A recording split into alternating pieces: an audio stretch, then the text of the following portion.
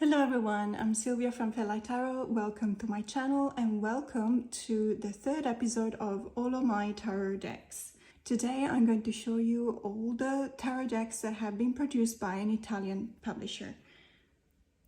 I was only supposed to show you my Meneghello decks, but I don't have that many, and then I thought, okay, why don't I do Meneghello and Lo Scarabeo?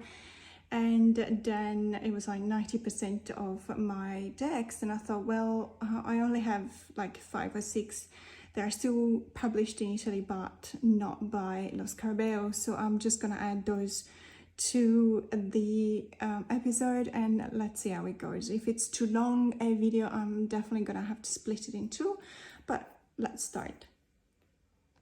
Okay, let's have a look. So we're starting from Il Meneghello decks. Il Meneghello is an Italian publisher. They are in Milano. They have a really gorgeous flagship store and the people there are very welcoming. You can literally spend hours just browsing their decks. They have all of them on display. You can literally pick them up and have a look card by card before buying. Obviously the ones you will buy come still factory wrapped. It is a really beautiful shop. It's got lots of prints by Maestro Menegazzi, and you can even have a coffee with them and you talk about tarot. It's always an experience to go there. It's not just a shop. As a matter of fact, the prices are really good considering they do ship internationally. However, I've heard that they use DHL, which is, you know, a good thing because you get your decks probably anywhere in the world within a reasonable time. However, it is quite pricey. But let's have a look. So this is La Corte dei Tarot, and it's, I think it's the most famous one of the Il Meneghello decks. I don't know if any of these are still in print. Chances are the majority of them will be, but there might be one or two which are not anymore. This deck is really beautiful, although as you can see it's very special because of its size, its shape. It's unusual, it's kind of unusual. It's a well-known deck. It's a beautiful deck. The artwork is kind of vintagey medieval feel to it. The names obviously in all of these decks will be in Italian. It's a very papery kind of cardboard. If you don't know this deck, it's I've seen it in a lot of collectors shelves, but not many people actually using this deck. I have never even tried to shuffle it, not because I don't think I can, because overhand wouldn't be that difficult. It's literally cardboard. It's actually even quite stiff and thick, which to me means that it could get creased. You know, if you bend it, it doesn't particularly feel like you can bend it. And so in any case, you know, I would never judge anyone for how they use, or even if they do use or don't use their decks. Your decks are your decks. They are part of your collection. You can do whatever you want with them. And in my case, this one for me is part of a collection only, let's say, kind of category, and I wouldn't use it. Although I do look at it, I look at the cards, I really like them. Sometimes an object in a collection is there just to be admired, just to be looked at, not necessarily to be used. Or, as I said, if you prefer to use it, go for it. So this is La Corte dei Tarocchi. This instead is Il Tarocchino. This is only some in Meneghello decks will be corroboration of many artists. Majority of them will be exclusively by Osvaldo Menegazzi, Maestro Menegazzi. I've talked about Maestro Menegazzi before. Unfortunately, he left us just over a year ago. He passed away due to COVID, which is very sad. This deck is rather rare. I don't think it's in print anymore, and I think that the few you can still find for sale might be second-hand decks. It's very nice. It's very special, I would say.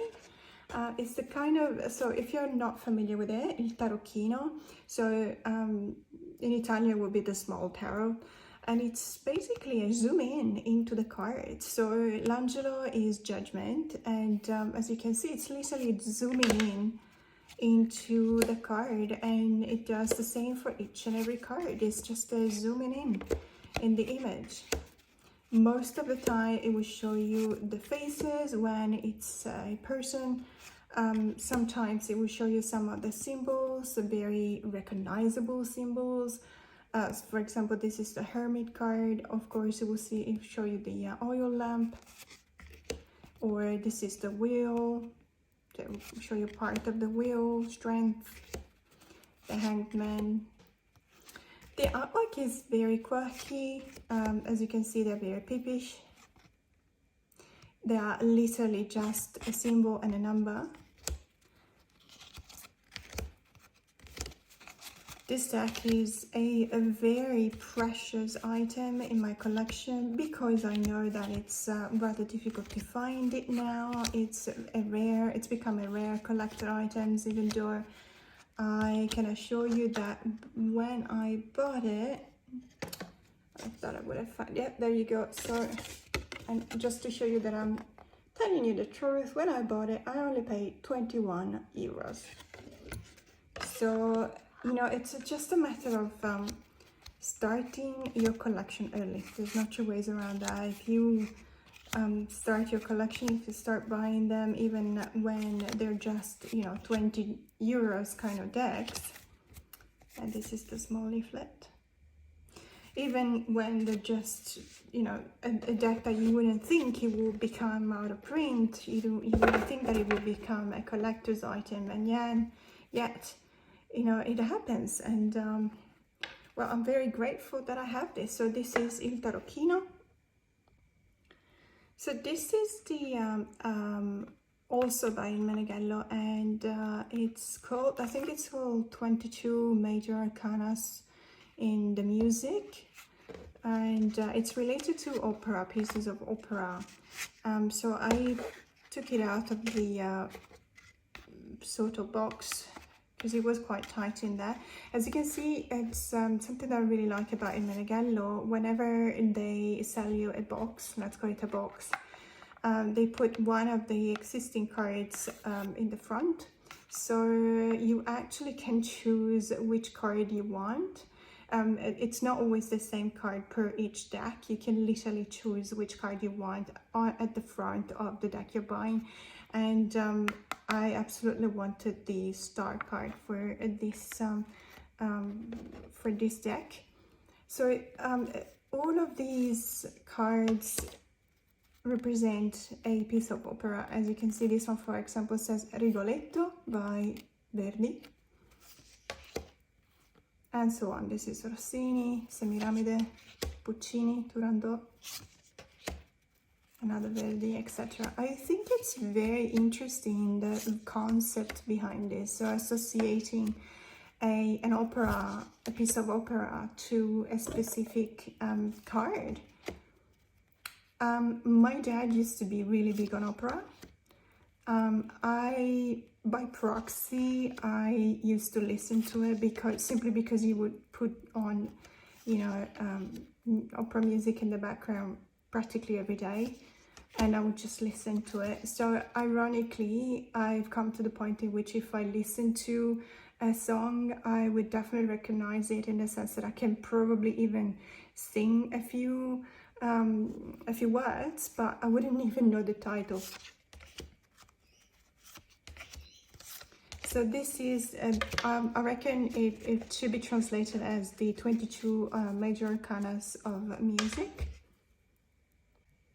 And this is also a majors only, and it's the 22 Arcanas of Painters. Now, this is what I was saying before. This is one of those decks which is actually a collaboration of a lot of artists. It is For each and every painting, there's a name, as you can see, the name of the artist here. It would be interesting to, do a research sometime on these artists and see what else they've done. Were they interested in tarot? Is it part of their, day-to-day production, or did they just form this collaboration because, I don't know, they had an interest but they never really tried to paint something related to tarot? And as it happened for those decks, I believe that in this deck you kind of have a bit of a hit and miss, I believe. And it's also when it comes to the interpretation of the cards as well. You would have a bit of a, in some cases there's a lot of traditional symbols that you can notice. In other cases it's completely out there. It really depends, and I think it's obviously something to be respected, because it's the interpretation of the artist. It's their own way to express whatever they wanted to express when they were looking at how to depict certain cards. Or Death is Very Beautiful, for example, Tosonotti. This one looks like it's a graffiti. So I love this deck. This is a really big, this is by Maestro Meneghello. And this is the Sun. It's such a beautiful card. I actually really like it. I think it's the card that I saw first, and I absolutely wanted this deck because of this card. So this is the 22 Arcanas for 22 painters. I think this is also a rather famous tarot deck from in Meneghello. It's also a majors only, and it's based on paintings from Hokusai, who's a Japanese paint master. These are, it says here, so these have been realized by Maestro Osvaldo Meneghello, and this is his personal free interpretation. So it's definitely based on Hokusai's major artwork, but it's through the lens of artist Meneghello. I really love this deck. This card is probably the most famous one for the Fool, and it's the Tsunami. And obviously it's inspired by Hokusai Tsunami painting. Some of them are very easily recognizable, others are a bit less, others are, to me at least, completely obscure. I love all of them because I do love Japan, as I said many times in my channel, and anything that is related to Japanese culture, and also, you know, artworks. It does find a very specific spot in my heart.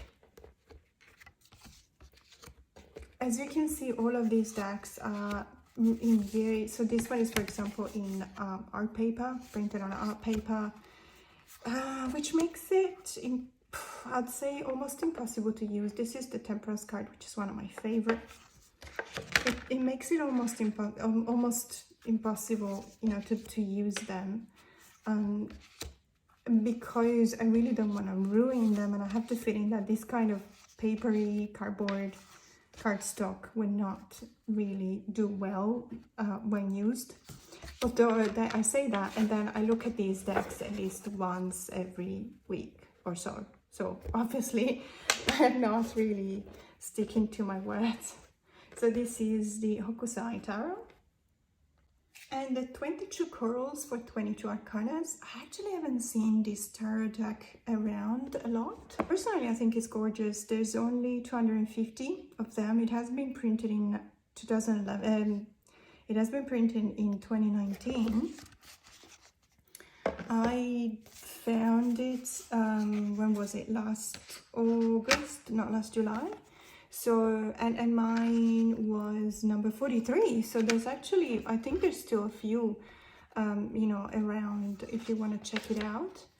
It is, as you can tell from the title, it's got a different coral for each card.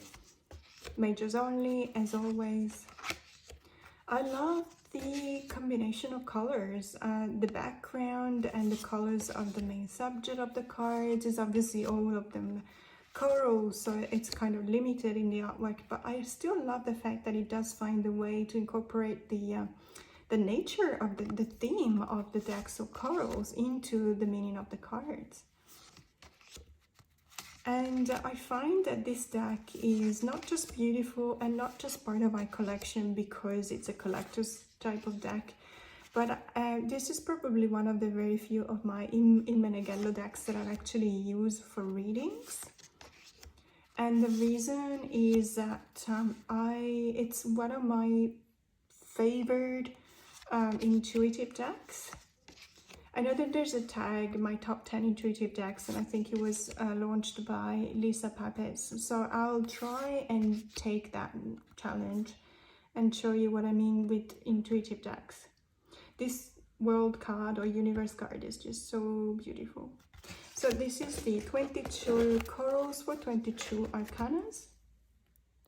And this is an even more rare tarot deck. I've actually never seen it anywhere, like literally.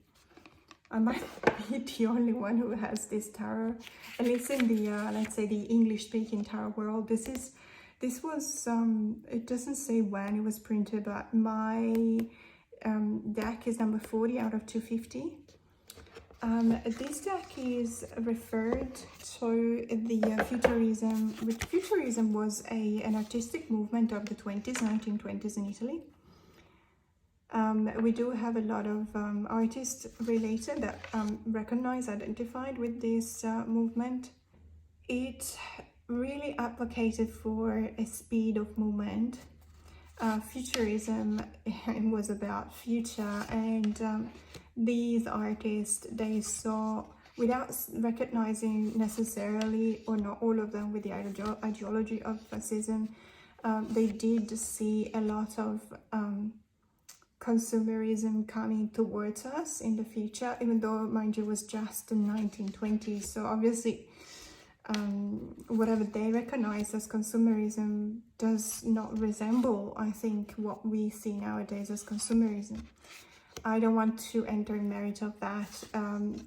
It's also because I confess that I only know very basic stuff about this. What I do know is that it's the concept, the artistic, the purely artistic concept behind these cards is actually very beautiful.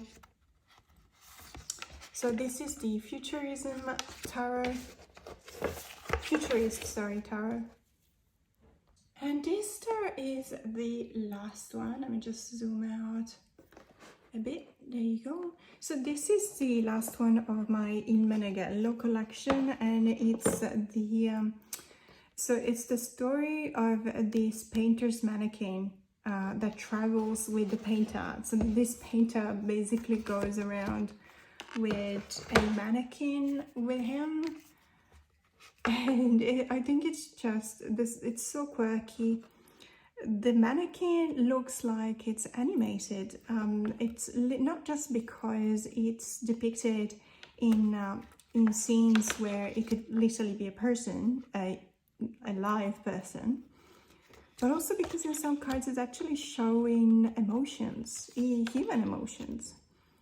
And I think the interpretation, this is by Osvaldo Menegazzi, as you can tell from the signature. Some of these art pieces are from 1989. So in each delivery card you will see the year in which he's been painting these, and then they have been collected and printed. But I think this is from back to 1993. I think this is out of print, unfortunately.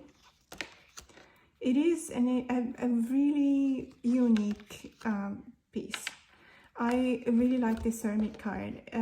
What I was saying before about this mannequin, this dummy showing human emotions, I feel the stress, I feel how tired this mannequin looks.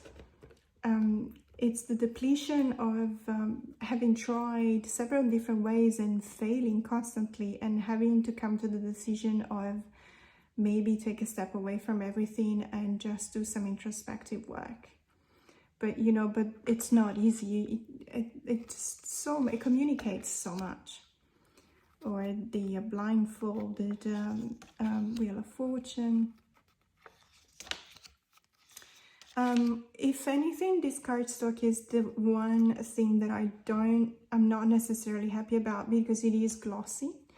I believe that perhaps back then it was the go-to kind of cardstock in those years. I do love this death card, and I do believe that many of these cards, if they had been printed on a matte cardstock, they would not probably show the vibrancy of the colors as well as they do now. Therefore, I just put up with it. Obviously, the start card is also one of my favorite ones. It's a very, as I said before, I can't stop saying that it's a very unique deck. I never used it for reading, not that I couldn't. It is very difficult to handle, as you can imagine, being that big.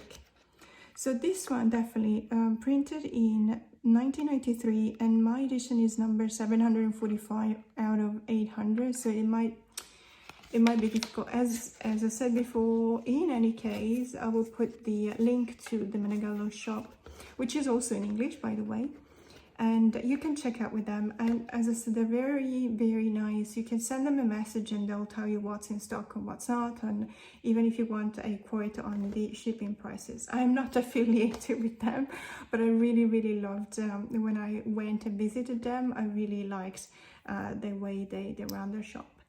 So this was the tarot of the Painter's Mannequin. And now we'll have a look at all my Lo Scarabeo tarots. So this is the Nicoletta Ceccoli. It's quite famous. I think most people would have this deck. So I'm just gonna go very quickly. You don't really need a walkthrough. I do use this, as many others do, for inner child work. I find some of these cards quite confronting, but it is the kind of confrontation that may work well in some instances for child work. I do very delicate child work for clients that have been in particularly confronting situations when they were children and they have protracted trauma out of that, or PTSD. So this deck is a catalyst, I believe. It triggers some kind of reaction that, without being too strong or in any way harmful, can eventually lead to a discussion on how to overcome certain things, on how to process them, how to reparent ourselves when we went through these kind of situations. Myself being one of the people that actually needed to do this kind of work. So obviously, having been through the experience or not, it feels like it is beautiful. I like the artwork, and you know, having said all these things about child work and confronting cards, I think that this artist is it's very skilled. She's Italian. She's from San Marino. There's also an oracle deck by the same artist, but I don't have that because it doesn't have, to my recollection, and I could be wrong, but it doesn't really have keywords, which is something that is a bit of a deal breaker for me. So this is the Nicoletta Ceccoli tarot. My John Bauer tarot. Now this tarot deck is, I have two, and this is my trimmed version. The reason why I trimmed it is because it did came with two green, really wide borders at the top and at the bottom, and I didn't particularly like them. So I prefer it this way, but it's not necessarily the type of artwork that has been, well, it has not been produced in specific to create a tarot deck. What happened was that they just went through a meticulous research and they looked at all of John Bauer's paintings, and they decided which one could be associated to which card. And now I understand that obviously, you know, in this case for me, for example, I keep two copies, one still with the borders, one that I trimmed. because I really admire the artwork, and I wanted to see it as if it was just the painting. That's why I trimmed it, but I don't necessarily read with this one, with the trimmed version of this deck. I do tend to read with the other one, the one that still has the borders, because the borders have the keywords, not necessarily the keywords, but they have titles. So at least I would know what I'm looking at. It's just really beautiful. So this is the John Bauer Tarot. And the Tarot of the Sweet Twilight. I bought this one in Italy, therefore it's the title and the box is Italian, but as you know, this is the older kind of Scarabeo decks where you can still find the keywords in 4 different languages. I just love the feel of this deck, the surrealist kind of feel of this deck, the fact that it looks a lot like a Tim Burton's movie. I think there's even a character that looks like Willy Wonka. It's quirky, the combination of colors is just really, it looks like at times it clashes, at other times instead it's, you know, it makes sense, like in this card.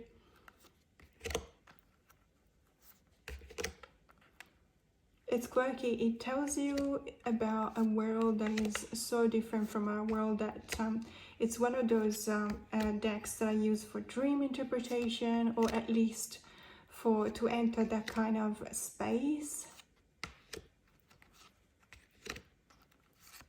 It is definitely dreamy. I used it a lot the last summer because I had it with me when I went traveling. And I have to say, I've come to really appreciate it. So this is the Tarot of the Sweet Twilight by Cristina Benintende. And this is the Fairy Lights Tarot by Lucia Mattioli.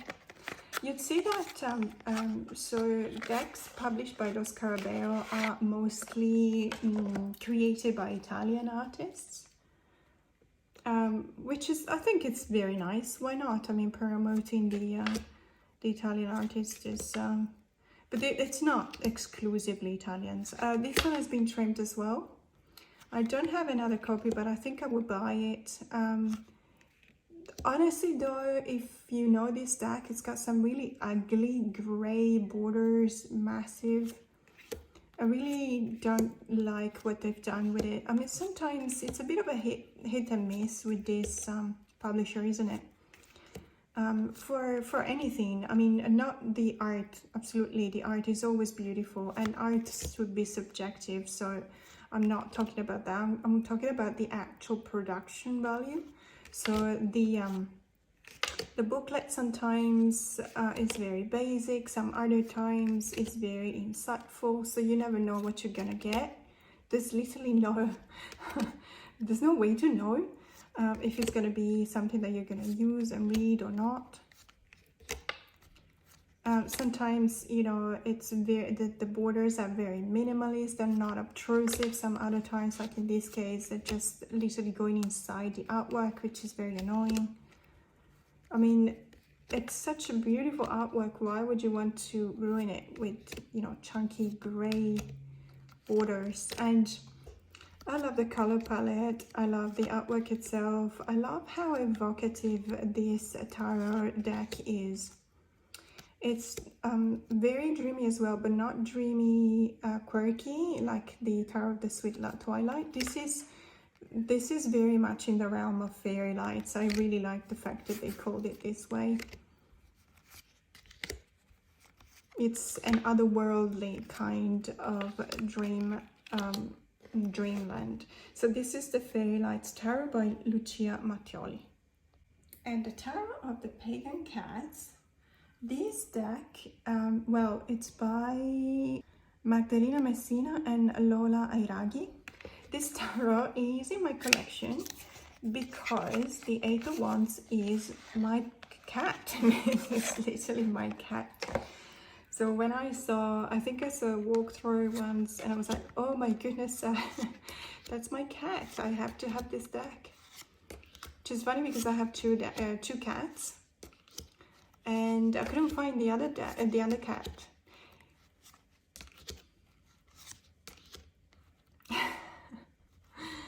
Some cards are really, let's say, they really speak of the essence of cats, the essence of being a cat. You know, this devil-may-care attitude, this not worrying about anything, just, you know, sleeping most of the day, or playing, or eating, or fighting with a sibling or a neighbor's cat. Or, you know, cuddling and just staying on your lap for hours because who cares that you have to do stuff. They own any place they live in, don't they? It's like they graciously accept for you to live there together with them as well, simply because you feed them. And, you know, let's face it, when it's winter, it's really nice to cuddle up with you, but it's like it's their place and you're just there. And they let you stay there. And this is the Eight of Wands, and I kid you not, my cat is exactly like that. It's got the white spots in exactly the same places as this cat, and he's also a chunky monkey like this cat. So I was like, I have to have this deck. I don't really use it, I have to be honest. I love animals, not just cats. I love animals in general. Oh. But I don't really think this deck is for me, in the sense that I don't think that I would be, you know, reading really well with it. But it's just beautiful and I like it. And it's the Tarot of the Pagan Cats by Magdalena Messina and Lola Airaghi. This is another quite famous deck. It's the Tarot of the Magical Forest. I've seen a lot of people with this deck, and almost all of the ones that I've seen actually trimmed it. It's one of those, almost the clone of an RWS tarot, which makes it so easy to read, even if you don't have titles, that really it doesn't make any sense to just keep the borders. I like the colors most of anything else in this deck. I've heard a few complaining that there is some, it's odd because some cards have a bit of a gray patina on top of them. Like in this case, for example, you can almost tell, it looks like this figure has been drawn and then something, you know, it's like, it looks like they've gone on top of it with a different pastel color, which I agree, it looks a bit odd. And I don't know why they would have done that. Like this one, for example, doesn't have it. So why do some cards, or this one doesn't have it? So some cards have that kind of a layer, an additional layer on top of them, but some don't.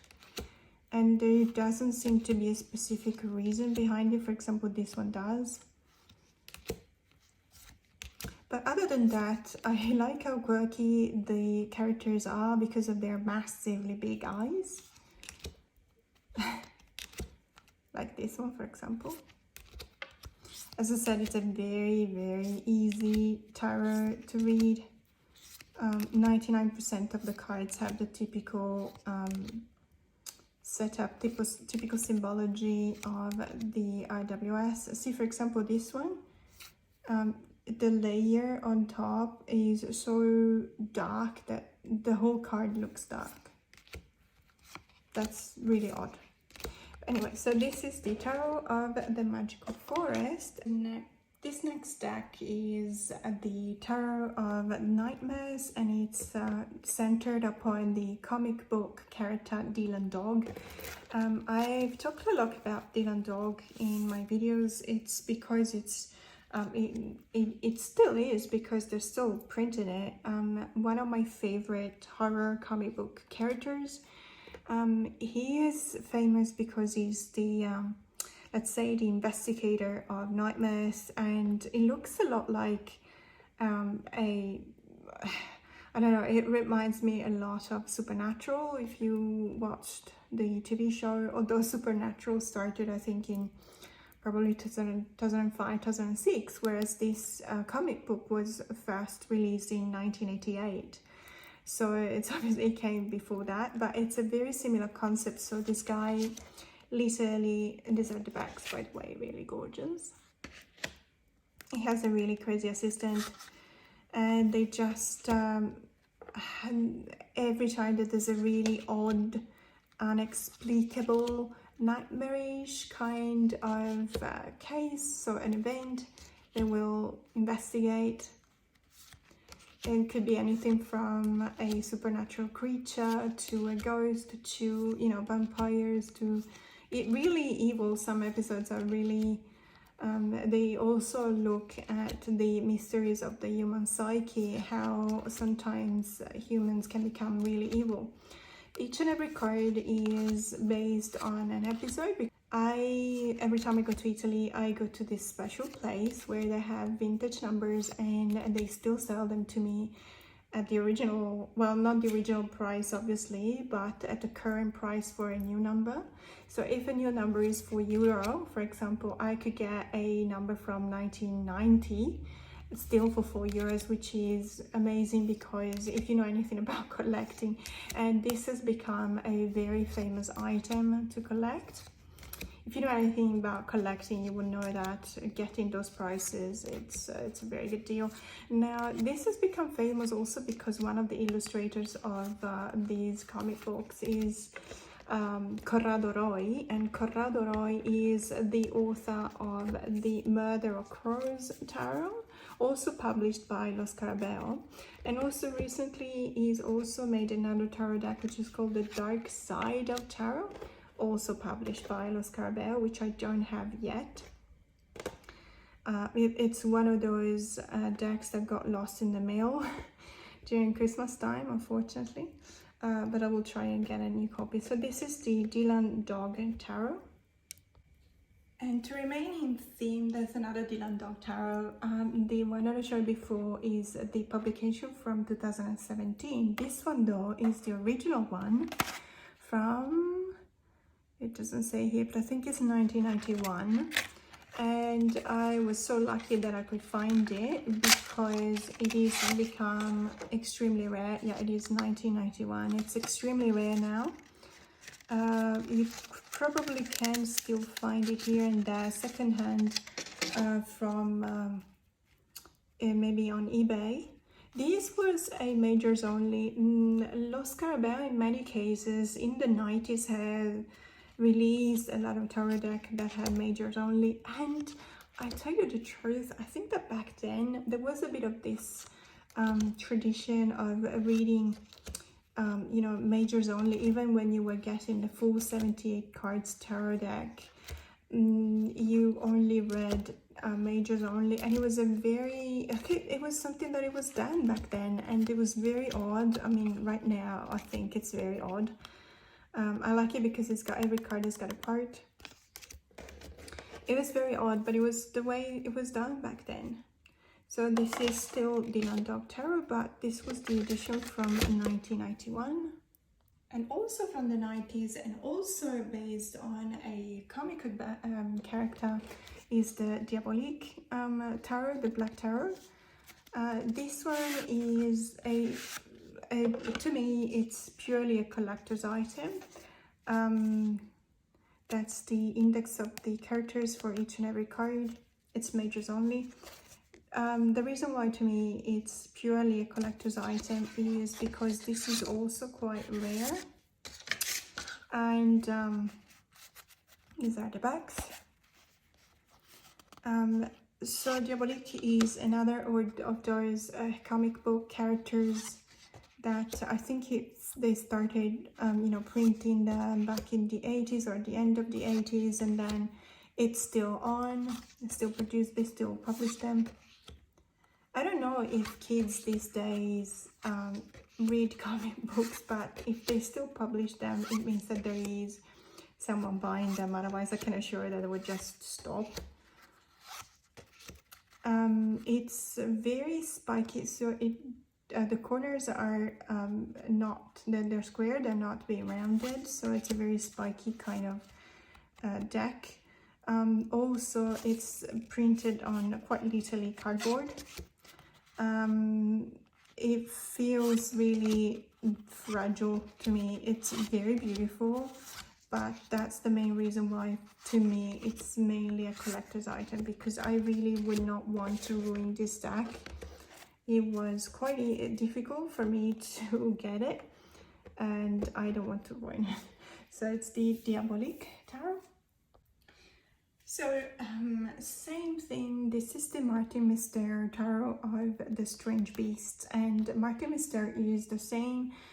It's also a comic book character, started back in the 80s and still being printed. This deck is also from the 90s, and it's also a Mages only, and it's also to me an item for collection purposes only. It is, so Martin Mister was also an investigator, but he was mostly focusing on, as you can see, really strange creatures. This is printed on art paper, and I don't know if you can see, it's got some kind of embossing on top. It's very beautiful. It feels very luxurious, but for this reason, very delicate, and I will never use it. I look at it, I admire it, it's beautiful, it's a work of art. It does remind me of the comic books with this character, but honestly, yeah, I will not use it. So this is the Martin Mister Tarot of the Strange Beasts. Another collector item is the Universal Tarot by Sergio Topi. You probably know him from the Primordial Tarot. The Primordial Tarot was also originally printed in the 90s, and it was Mages only. I think it was called the Tarot of the Origins. And this is a tiny version of the Universal Tarot. You can probably still find the larger version, so the standard tarot deck, tarot size version. I really love his style. It's just unique. I like it. Every time I look at these cards, I'm in awe. I just stare at them. They're so beautiful. The mastering of colors, of line work. It reminds me so much of the 70s somehow. Some figures. Some cards are really quirky. I really like all of these decks. I'm really happy that they reprinted the Tarot of the Origins into a full deck. I still don't have it. I'll definitely have a look into it. So it's called the Primordial Tarot. I don't think they reprinted this one, or at least not that I know of. So this is also a collector's item, and it's quite difficult to find. It is the Universal Tarot by Sergio Topi. These are the Egyptian Tarot. It's a very old edition. I don't remember which one, but they all look the same. They never changed anything, so they changed the edition, but they kept this deck as it was. So it looks as if, this is a papyrus, and all these scenes have been printed on the papyrus. It is obviously quite pippish, very pippish, which I don't mind. It's still very beautiful. I don't use it a lot. It's just one of those decks that I bought many years ago, and it just came with me wherever I moved, and I'm quite happy that I kept it. So this is the Egyptian Tarot. This is my Art Nouveau Tarot, and this is also an older deck. I don't know whether they came out with a new edition. They probably did. The Art Nouveau style, very easily recognizable. There's a few decks, not necessarily printed by Scarabeo, but generally speaking, there's a few decks that have this kind of style. I really like it. I was debating whether to buy the Alphonse Mouchard tarot, because Mouchard was actually really interested in tarot. He had a passion for art and tarot, so I would imagine that a deck based on his artwork would be very much esoteric. But I had a look at it and it's very similar to this one, and I don't even use this one a lot, simply because yes, it is absolutely beautiful, I really love it, but it doesn't call to me. It's more like not that it doesn't call, I love the artwork, but it doesn't call for me to be using it. You know, I think I still have to find its own space. That's all. Sometimes, you know, I don't click immediately with a tarot deck, it takes a while. So this is the Art Nouveau tarot by Antonella Castelli. This Siddhartha tarot is quite recent in my it's come really a couple of weeks ago in my collection, but I love it already. I've been talking about this deck because it's the kind of deck you have to take your time with. You have to not necessarily study the guidebook, but at least read it just to have an idea of what you're looking at when you're actually looking at the cards. It is the fruit of a very good research into the world of and the religion of Buddhism. In particular, it refers a lot to the story of Siddhartha. I am keen to study this deck. I have been studying Buddhism for many years now. I used to be devoted to the tarot, to green tarot in specific. This year is the year of the star for me, 2023, and the star card is depicting Machi Glapdram, which was the she initially founded. She's a Tibetan woman, and she founded the practice of Chod, which is a very specific way to deal with your own demons. And there's a very modern interpretation of Chod that refers to demons as neuroses. And this deck is definitely helping me do that. So this is the Siddhartha tarot. This is my golden claimed tarot, and it's in its original bag, but it came with the box as well, but unfortunately the box was damaged in one of my many moving. So it's gold foil. You can see the gold foil on the cards. It's very beautiful. I really admire Klimt's work. I believe that his style is incredibly hopeful, apart from the fact that there's cards that are called hope as well, paintings that are called hope. I like the way he looks at humanity, certain aspects of humanity, and then transposes his feelings into the canvas. And I was really intrigued by the fact that they produced or they published a tarot deck based on his paintings. I really wanted to see what they would have found, you know, what connections they would have found, what symbolism they would have used. And this is not just inspired by Klimt's artwork, it's actually some of them, well, some cards are inspired, some cards are actual, you know, paintings by Klimt. I love his artwork, there's no choice around that. So this is the Klimt, the Golden Tarot of Klimt. And this is an old edition, I think it's from 2008, of the Circle of Life Tarot. It's a very fairy deck. I think it's the artwork is simply gorgeous, absolutely stunning.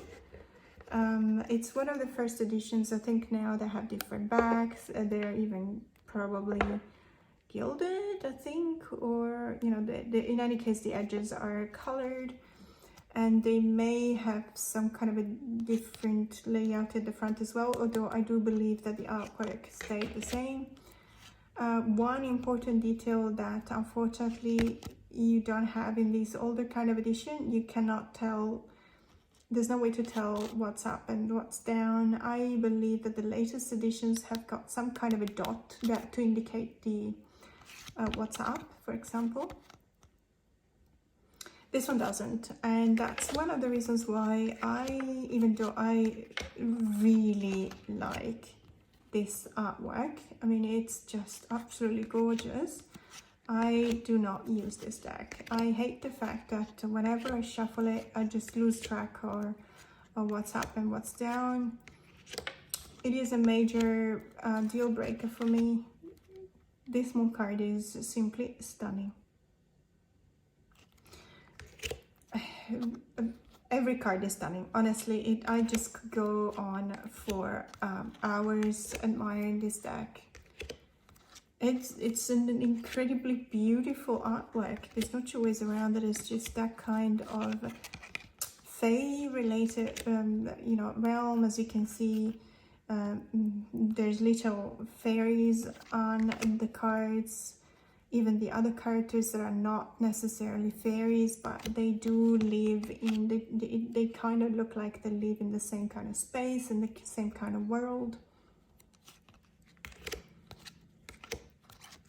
It's very evocative. The color palette is amazing. I absolutely love it, but as I said, can't use it. I feel like I literally not waste, it's never time wasted, but I do spend a lot of time trying to understand what's up and what's down. Maybe like this, I guess. I find it distracting. I guess that's what I want to communicate, and it may be a stupid problem. You know, and I hope it doesn't stop anyone from using this deck, or I hope that you have the version with the dot on the back, but I don't, and this version is just not for me. I just can't use it, which is such a pity, and I'm actually considering getting the newer version with the dot on the back. But in any case, this is the Circle of Life Tarot. And this is the tarot deck I was telling you about by Corrado Roy. So Corrado Roy is a comic book or graphic novel illustrator. He's Italian, and he's the one that illustrated some of the comic books with Dylan Dog as a protagonist. His style is very easily recognizable. The artwork is spectacular. It is, as I said, very recognizable, groovy darkness in the cards that comes to the surface. Regardless of the theme, everything that has been done by this artist has shared the same kind of darkness to it.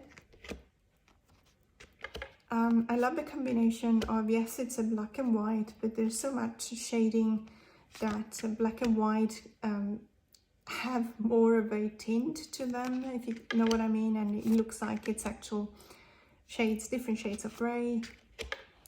They're used as colors, let's put it this way, as opposed to just creating contrast. There is a lot of use of the shading to create depth. And obviously it's a themed deck, so it's the murder of crows. There's crows everywhere, as you can see and as you can imagine.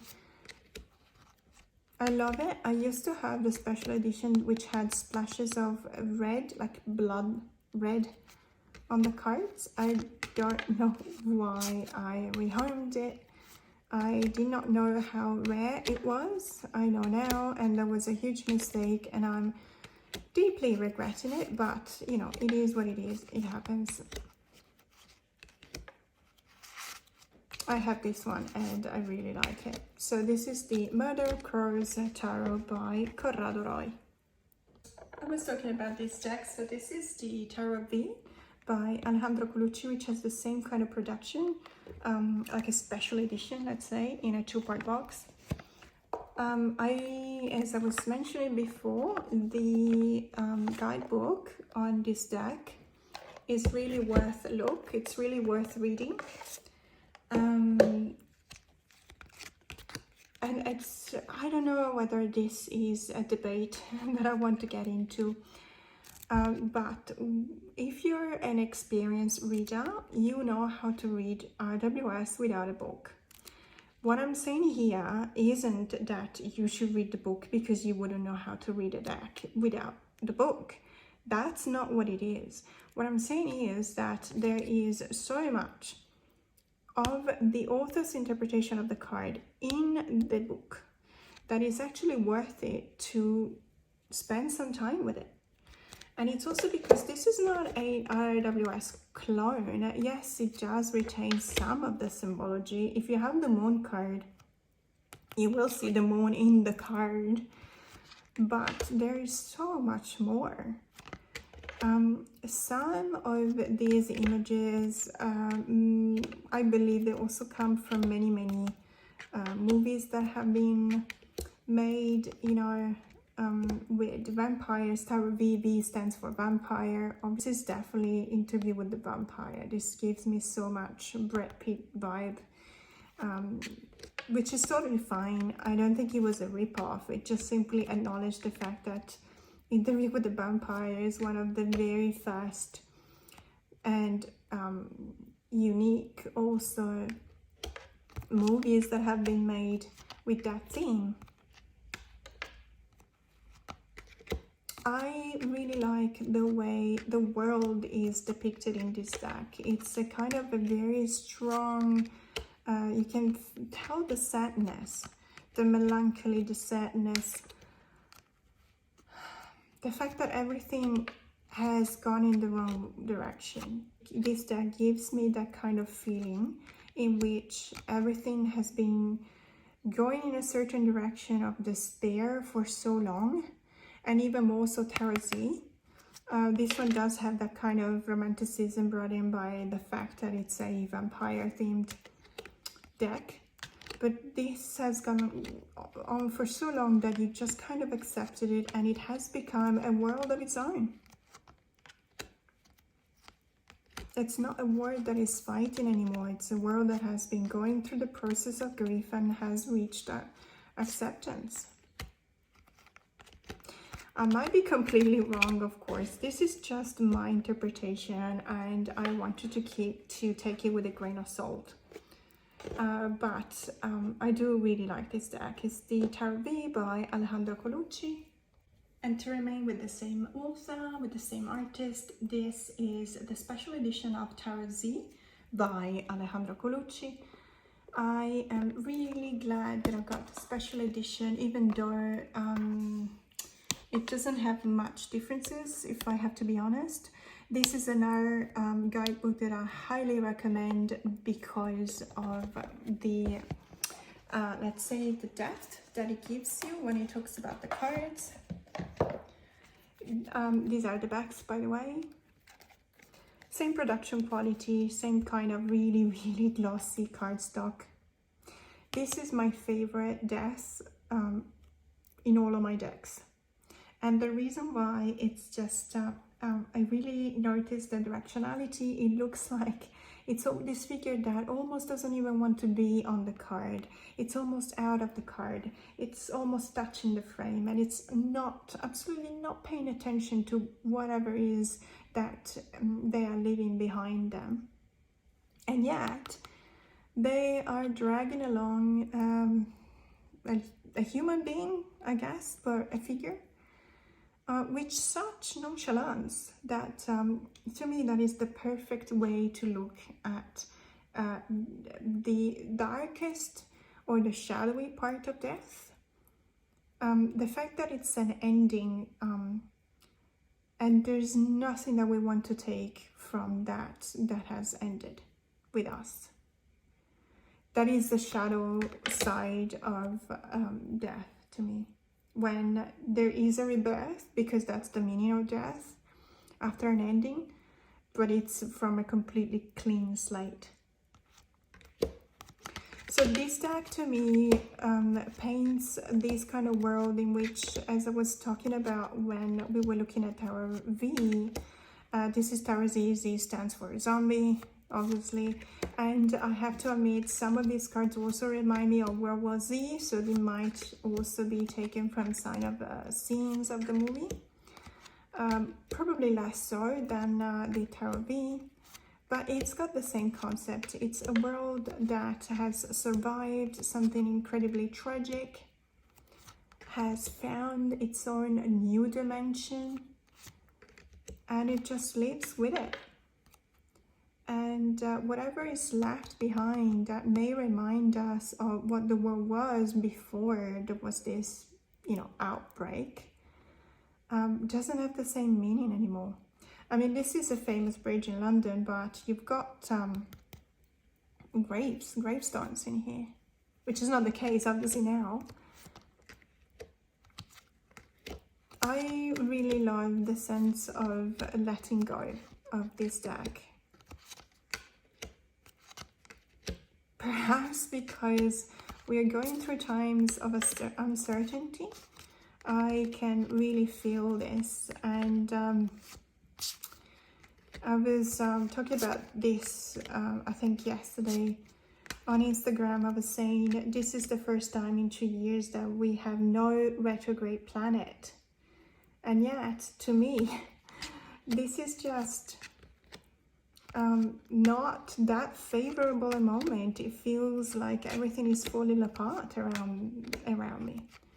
And this deck, I feel called by this deck. I feel called to use it because this is exactly, it's giving me the same kind of feelings that I have, that I'm feeling right now. So this is the Tarot Z by Alejandro Colucci. The Symbolic Soul Tarot is one of my favorite. It's by Elisa Seitzinger. She's the same author as the Tarot of the Hidden Star, Le Tarot de l'Étoile Cachée. I am so glad that the cardstock, even though it's kind of the same production, so the two-part box, but the cardstock is matte. It's not glossy, it's matte, and it's got gold foil. So if you can tell, you can probably tell. It's an amazing production. I am in awe of what they've done. I really hope that this is the direction they're going into. Regardless of the fact that I like the artwork of this author, of this creator, I really love the guidebook. The guidebook is also one of those guidebooks that I really enjoy and I highly recommend. But again, this production is the same kind of sturdy kind of cardstock, but because it is matte, it's got a really great tactile feel to it. Some of these cards are quite detached from the RWS, the traditional RWS. This charioteer, for example, is missing an arm and is still bleeding. Or, this Page of Cups is half fish and it's holding a coral. There is some cards have really whimsical details, like this character sitting on a toilet. You would see that in the guidebook, at the end of the usual description of all the cards, there is a part that says behind the scenes, and it does tell you more details about these cards. This deck is one of my favorite because, first of all, because it pairs really well, or perfectly I would say, with one of my favorite oracle, which is the Poesis Oracle. But also because it reads really well, and it's a very deep deck. I really enjoy using it. So this is the Symbolic Soul Tarot by Elisa Seitzinger. And this is a darling of the tarot community, is the Santa Muerte Tarot by Fabio Listrani. So it's remembering the dead, El Dia de los Muertos, in the Latin cultures, but it's a celebration of the living. There's a bit of a beautiful contrast between the two. And by the way, this is the Eight of Cups is one of my favorite cards. It is a bit dark, unfortunately, I don't know if you can see, but this character has, well, it's a skeleton, and it's got small skulls looking cups as a crown around its head. And because it's tilting its head, some of the liquid that is inside is spilling under this kind of a moonlight, and it's so beautiful. This deck is just gorgeous. Everything, I like everything about it. I like the symbology, I like the colors, I like the artwork, I like the fact that it's quirky, I like the fact that it's very deep as well. It's a deck that you can use in many ways. You can use it, you know, as a fun deck, quirky deck, but you can also use it because it's got a lot of depth to it. You can actually use it for shadow work if you want to.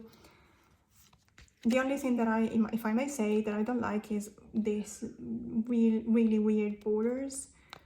I don't see why. I would have gone without. I would have preferred to have a full bleed, you know, borderless kind of card, but it's just my personal opinion, and some may really like this kind of border, so, you know, it's not everyone's cup of tea. It's not particularly mine, but it can be someone else's, so be it. But I don't let it distract me. I mean, it's so beautiful anyway that I don't mind. I love the fact that there's always a bit of a flowers in the background.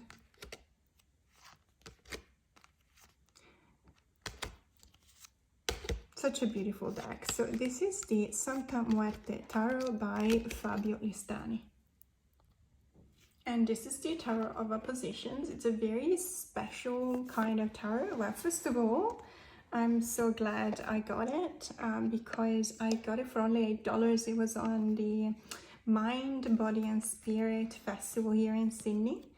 And I went there, and there was this retailer that was having a sale on some decks, and I saw this one. I was like, can you please explain to me why it's only $8? Because this is you know, it's a valuable production of Los Scarabeo, and they normally sell for around 45 to 50 Australian dollars. So $8, you know, where's the catch, right? And he said, oh, nothing, it's just that it has been opened, and it was a display copy, and I can't sell it for full price. I'm like, well, still, I mean, I understand that you can't sell it for full price, but still, from $45 down to $8, are you sure there's nothing else? I kind of, you know, I couldn't believe it that it was just because it was open. And it kept on saying no, and, you know, I mean, I'm not one to turn down a really good deal, so I got it. This tarot is very special because, as you can see, the cards are divided in two. And let's see if I can find a really good example. Well, there you go. For example, this is the 10 of Cups. You don't have 10 cups, but you can tell because it says so on the border. The upright side of the card shows you the light meaning of the card, and the bottom part of the card shows you the shadow meaning of the card. So the sense of wholeness of the 10 of Cups has become overdue. It's become something that has gone through the life cycle, and instead of being blooming like the flowers on the upright, it's actually kind of decadent, and it's gone through the side of rotting of the flowers in the bottom part. I think it's a very good tarot if you want to go on a deep dive of the light and shadow meaning of the cards, which is not necessarily related to reversals. I just want to make sure, because it's light and shadow, 99% of it will correspond to reversal, but reversal, I personally don't read reversals as always as the shadow side of the card.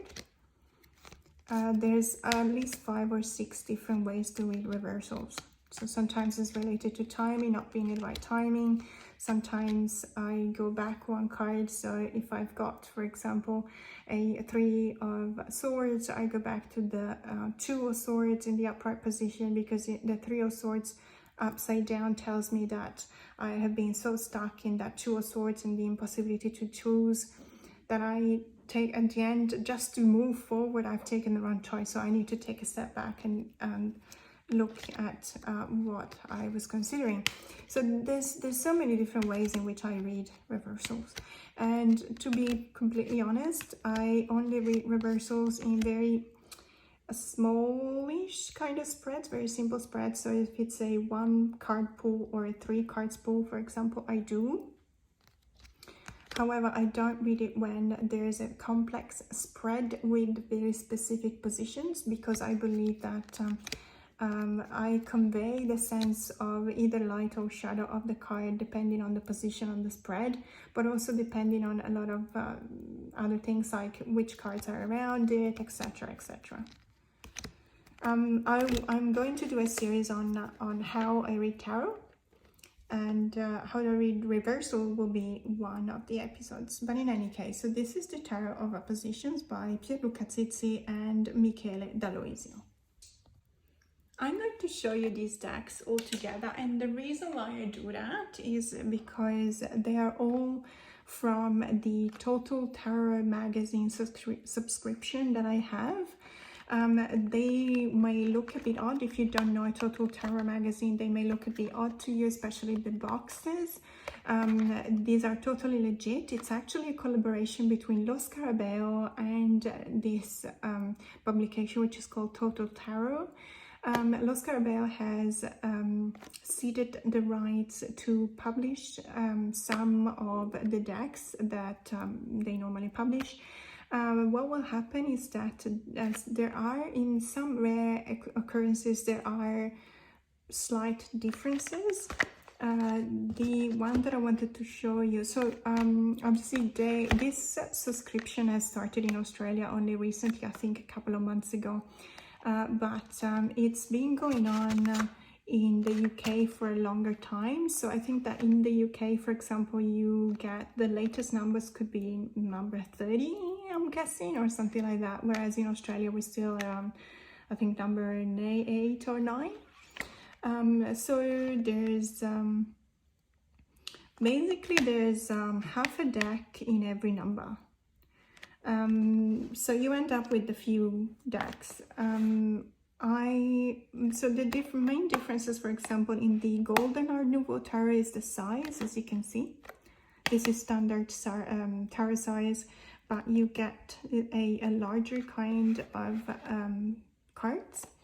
Another difference is, and that's the main reason why I got this subscription, was that I have heard from Simon at the Hermit's Cave that the version of the Radiant Wise Spirit is 100% the same as what is known as the Dirty Pam. Let me explain. So there's a few differences with what you can find now as the Radiant Wise Spirit. First of all, the backs.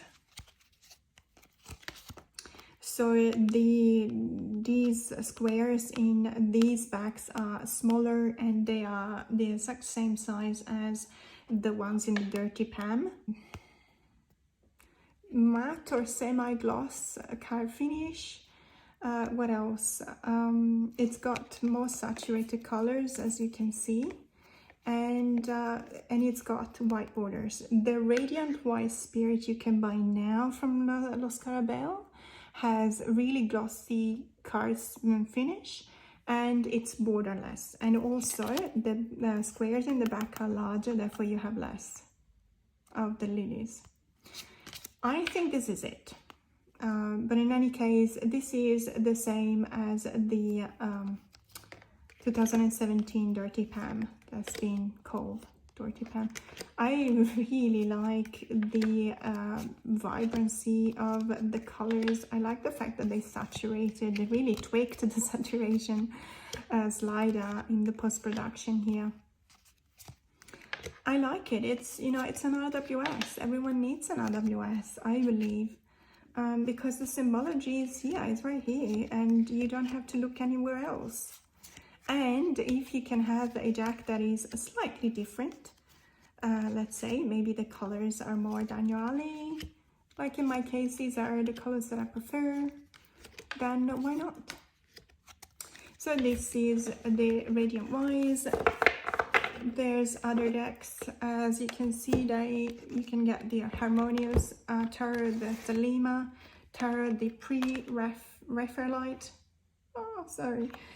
Tarot, and the Marseille Tarot. But I believe, as I said, in Australia we're only on issue number 9, and there's like 60 in total, so I'm looking forward to the other decks. So we're almost done, and I can assure you, I don't know how the others do these kind of collection videos. Whenever I do one of these monsters, I end up completely exhausted and dehydrated. Maybe I should stop to have a sip of water every now and then, but I'm almost there, so I'm just gonna, you know, hang in there and pull through. So these are my Dal Negro tarot. It's an Italian publishing company. This was my very first tarot, and it was gifted to me by my then boyfriend when I was 14, and that was many years ago. And as a matter of fact, it's almost my birthday. In a couple of weeks will be my birthday, so as a tradition I will ask my husband to buy me a tarot deck. But this was so much fun because I actually learned to read tarot with this deck, which is very weird because I didn't know back then, but it's got the same major arcanas, but it's got completely different minors. So I don't know what I learned. I mean, it does has keywords for upright and reverse position, and I guess I just follow the keywords. I honestly don't remember.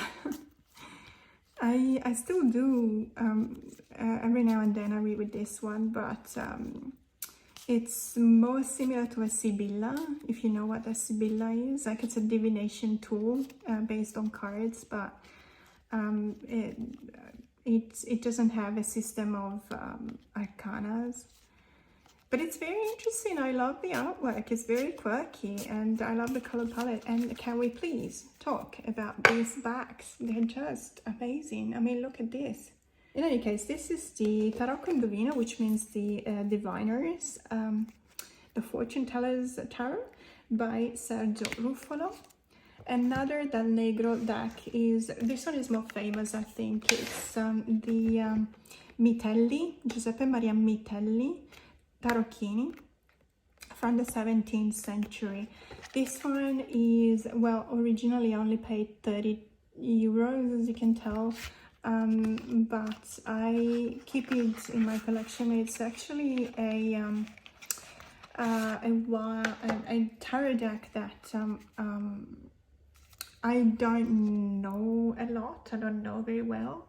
As you can tell, it doesn't even have it's a very odd production. The backs are, well, blank. It doesn't even have titles on the cards. It is based on the artwork back in the 17th century. So it is meant to be, you know, a collector's item. You can read with it, obviously. If you and it is quite peepish on the minor arcana, so I guess you can definitely read it. I don't use it for reading. I just keep it in my collection. It's one of those decks. I believe it's become hard to find. It is definitely out of print. So this is the Mitelli tarot, and then also from Dal Negro we've got the Bizarre tarot by Franco Bruna, which is, I guess, is the quirkiest tarot deck that I've got. And this one is still in print, by the way, and I'll put a link in the description box below for any of you that want to buy. It's so much fun. As you can tell, these characters are incredibly whimsical, even the death card, and you know, it's got severed heads and its feet, but it's like smiling and chuckling. Well, you've got really funky monkeys pooping out coins for the Wheel of Fortune, and it's got the keyword, the titles in English as well. I love this Lovers card.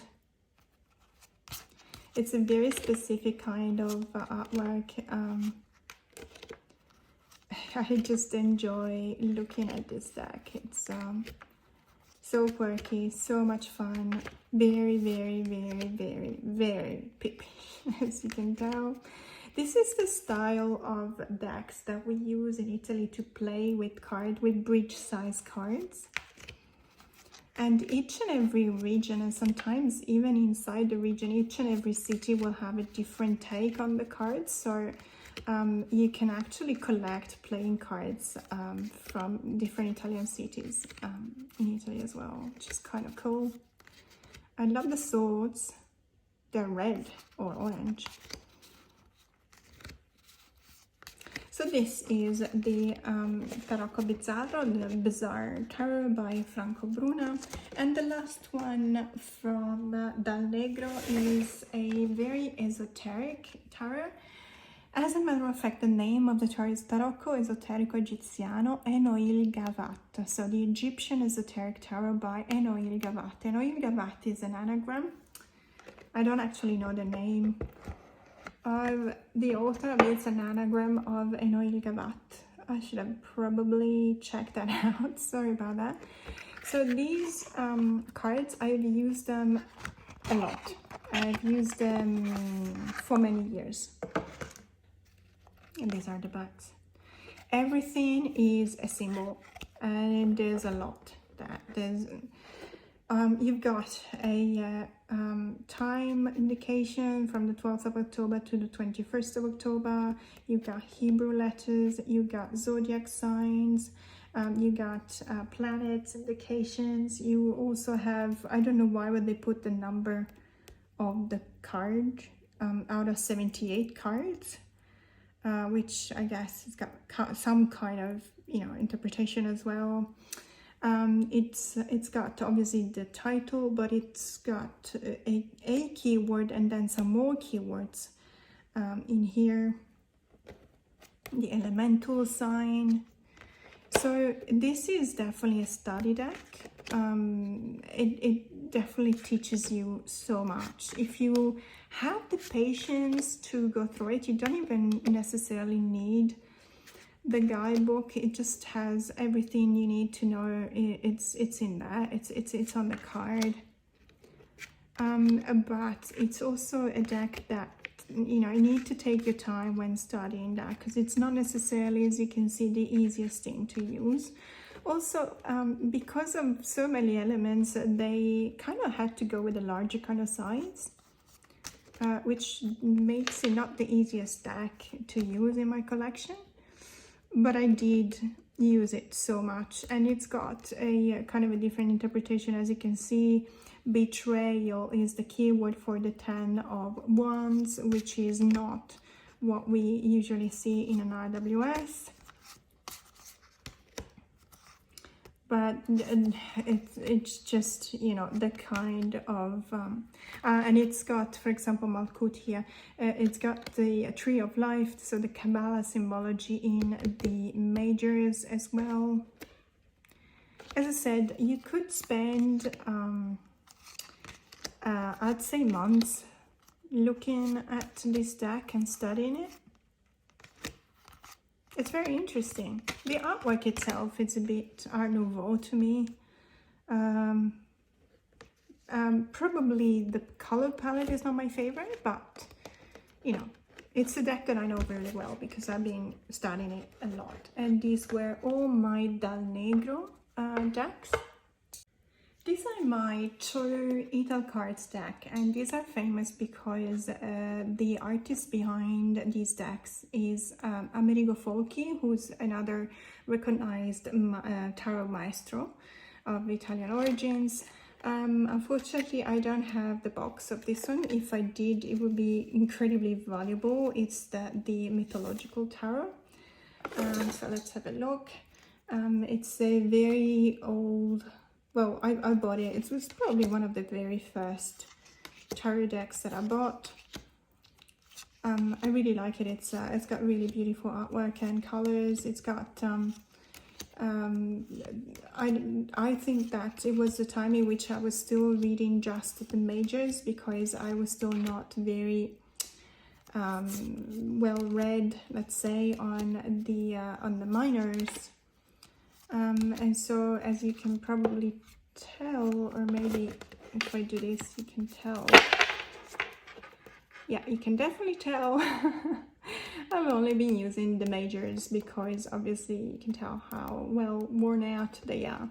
Now, the minors are not necessarily, it's a bit of a mix between fully illustrated and pips sometimes. And they are very beautiful, and as you can see, the theme, the mythological theme, is always very present. I think it's a very beautiful deck, and I'm sorry that it's out of production, out of print. It's also quite hard to find. I do know of a shop in Italy that still has these tarot in stock and sells them, and they probably sell them, they send them overseas as well. So I will put a link in the description box below just in case anyone wants to acquire them. This is the Tarot of Colombo, also by Amerigo Fulci, published by Italcards. This is a limited number edition, and this is definitely out of print, and this is very expensive. This has become very valuable. I did not know that when I started using it, when I bought it, and so it's not mint, but I don't mind, because in any case it's so beautiful that I would not actually consider selling it. It's incredibly beautiful. I just really like, it's not, let's say the art style is not my typical favorite art style, but I do recognize the mastery, the skills of the artist behind the creation of these decks. This is kind of pippish. It's based on the RWS system, but I think it, as you can tell, it's doing its own thing. The cardstock, I have to say, it was a very old cardstock that has, ironically enough, a very linen kind of feel to it, which is very odd because from my understanding, the kind of linen finish is very recent, of something like 5-6 years ago, maybe 10, but not more than that. And this tarot was from the 80s.